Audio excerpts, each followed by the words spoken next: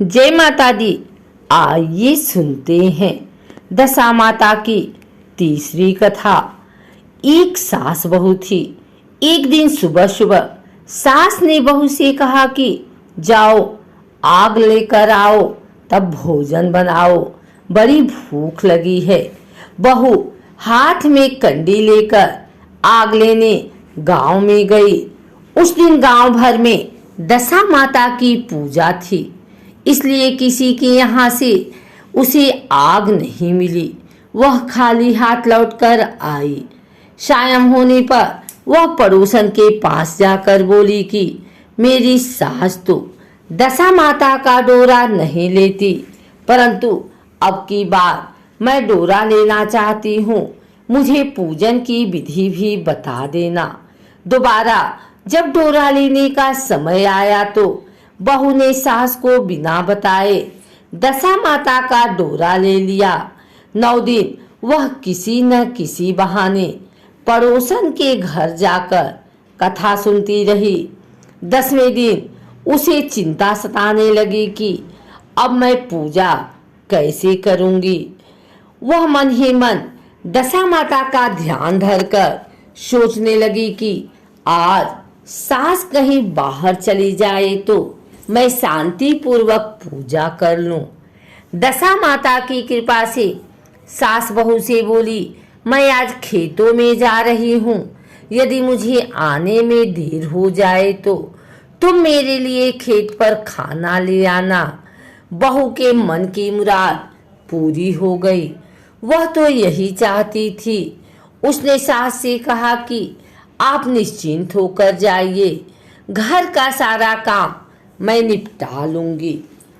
सास के जाते ही बहू ने स्नान कर दशा माता की पूजा की। इसके बाद वह पूजा की सामग्री मिट्टी के गोले में रखकर उसे सिलाने के लिए ले जाने लगी कि उसकी सास खेतों से वापस आ गई। सास को देखकर बहू ने जल्द से उस गोले को मटकी में छिपा दिया। उसने सोचा कि उचित समय पर गोले को दही से निकालकर विसर्जित कर आऊंगी।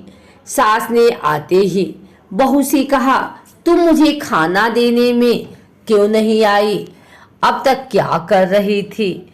बहू ने कहा कि आज मैंने सर के बाल धोए थे, उनके सूखने में देर लग गई, इस कारण भोजन बनाने में देर हो गई। मैं थाली लगाती हूँ, आप घुस त्याग कर भोजन कीजिए। सास का गुच्छा कुछ ठंडा हुआ। वह पैर धोकर चौके पर बैठ गई। उसका बेटा भी आ गया। वह भी माता के साथ भोजन करने बैठ गया। सास भोजन करके उठना ही चाहती थी कि उसका बेटा बोला, मुझे तो दही चाहिए। सास ने बहू से दही देने के लिए कहा। बहू बोली, मैं तो रसोई में हूँ, आप ही इन्हें दही दे दें। सास हाथ धोकर दही लेने गई, परंतु जैसे ही उसने छाछ की मटकी उठाई तो उसमें कुछ खड़खड़ाने की आवाज आई। उसने हाथ डालकर देखा तो उसे एक बड़े सोने का गोला मिला।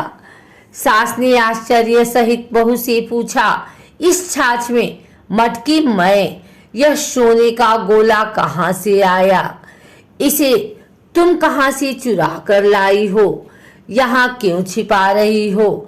मैं समझ गई कि इस वजह से तुम चुपचाप देने नहीं उठी। इसका भेद बताओ। बहू बोली, मुझे कुछ नहीं पता, मेरी दशा माता जाने। मैंने आपको बताए बिना दशा माता का डोरा लिया था और उनकी पूजा की थी। आपके आ जाने के कारण मैं डोरे को विसर्जित करने नहीं जा सकी। आपके डर से मैंने इसे छाछ की मटकी में छिपा दिया। दशा माता ने इसे सोने का बना दिया। मैं इसमें क्या कर सकती हूँ? सास ने बहू को गले लगा लिया और कहा, अब मैं तुम्हारे साथ डोरा लूंगी और विधिवत व्रत और पूजा किया करूंगी। हे दशा माता, जैसे तुमने इनको दिया वैसे ही सबको देना और सब पर अपनी कृपा बरसाना।